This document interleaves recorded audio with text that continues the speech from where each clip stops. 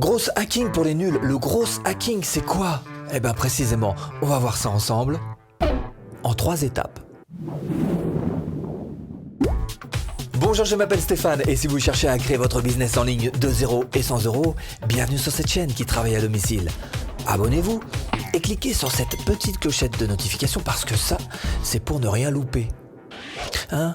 L'objectif du gros hacker, Non mais alors d'abord, ce qu'est le gros hacking.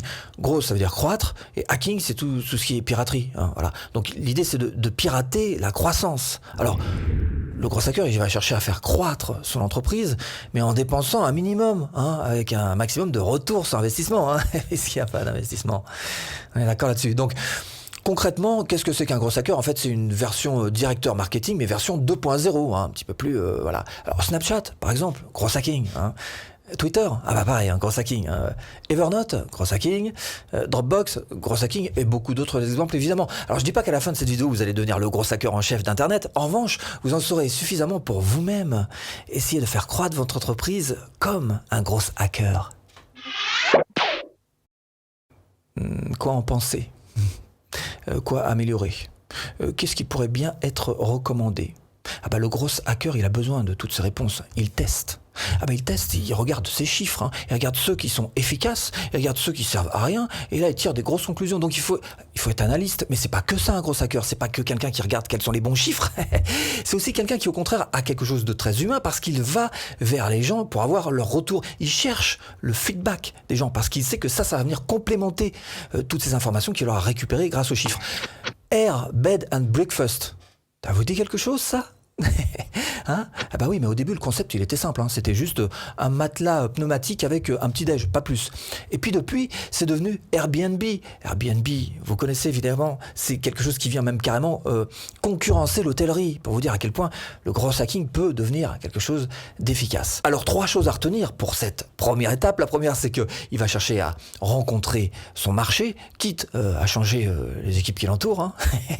Il va pas hésiter à revoir son produit et peut-être même aller jusqu'à se faire absorber.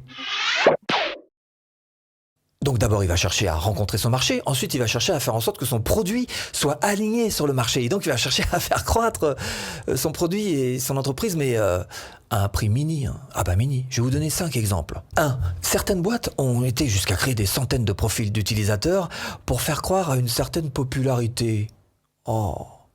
2. Certaines sociétés n'ont pas hésité à s'adosser à d'autres pour profiter de leur croissance. C'est le cas par exemple de PayPal qui s'est adossé au début à eBay et ensemble ils ont progressé. Et aujourd'hui PayPal vole largement de ses propres ailes.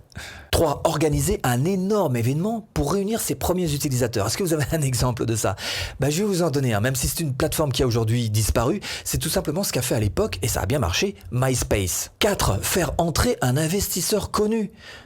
Plus encore qu'un investisseur, un investisseur connu, parce que ça va permettre à la boîte, à vous peut-être si vous avez une idée en tête, de profiter de la popularité de cette personne. 5. Se limiter à un petit marché, puis se déployer.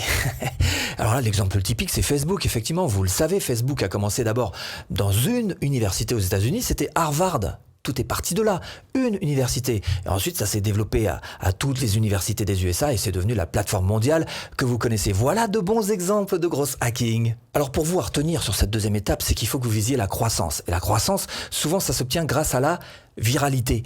Pas n'importe quelle viralité, il ne s'agit pas de faire de buzz pour le buzz, il s'agit de viser une viralité qui puisse être ciblée, relativement ciblée, qui se rapproche au maximum de votre offre. Par exemple, si vous faites une publication Facebook, vous avez envie qu'elle devienne virale, il va falloir absolument que vous apportiez, il faut qu'il y ait quelque chose à gagner pour la personne qui en fait partage cette publication Facebook, sinon ça va être difficile d'avoir une véritable viralité. Autre chose, ça peut peut-être vous aider aussi, c'est le marketing de réseau. Vous avez vu qu'il y a plein de boîtes qui se développent grâce à ça, qui ne passent absolument plus par la télé, la presse, la radio, les médias traditionnels, mais qui se basent uniquement sur le marketing de réseau. 3e étape, améliorer son produit pour satisfaire ses clients. Chose la plus importante, hein, c'est pas juste parce que ça y est, vous avez vendu que vous devez tourner les talons, dire ah, c'est bon, c'est fait, j'ai un client. Non, non, il faut vous en occuper de vos clients parce que plus il sera satisfait, plus il va revenir. Alors revenir pour un autre produit de votre gamme, revenir pour un complément du produit que vous l'avez vendu, etc. Il peut y avoir 10 000 raisons. Et le gros hacker, lui, s'il a la moindre baisse de croissance, première chose à laquelle il va s'intéresser, c'est absolument pas à son marketing, absolument pas à, je sais pas, ses commerciaux, il va pas faire plus de pubs, il va pas faire ça. Il va se tourner vers ses propres clients et proposer un meilleur service, voir comment est-ce qu'il peut améliorer les choses pour ses propres clients. Exemple encore une fois, Airbnb, hein, très fort Airbnb. À une époque, ils ont même carrément proposé un photographe professionnel pour prendre les photos de ses hôtes. Effectivement, tout de suite c'est mieux, parce que là on a des photos professionnelles, tout le monde est content, hein, le client, l'hôte, la boîte qui bien sûr va progresser grâce à cette valeur perçue supplémentaire. Alors qu'est-ce que vous devez retenir vous de ces 3 étapes d'une manière générale? Première chose. Donc il vous faut absolument un produit qui colle au marché. 2, important aussi, il vous faut faire croître votre entreprise. Ça veut dire qu'il faut que vous utilisiez quelques petites astuces, telles qu'on les a vues là. Et puis 3, il faut que vous améliorez votre produit de manière constante, sans jamais vous arrêter. Parce qu'il faut que vous gardiez vos clients. Ok. Bon, alors, si vous cherchez à booster vos ventes, précisément ce que je vous propose, c'est cette formation offerte. Voilà, pour vendre plus facilement. Bon, j'espère vous avoir un petit peu aiguillé dans cette botte de foin, je vous dis à bientôt en vidéo.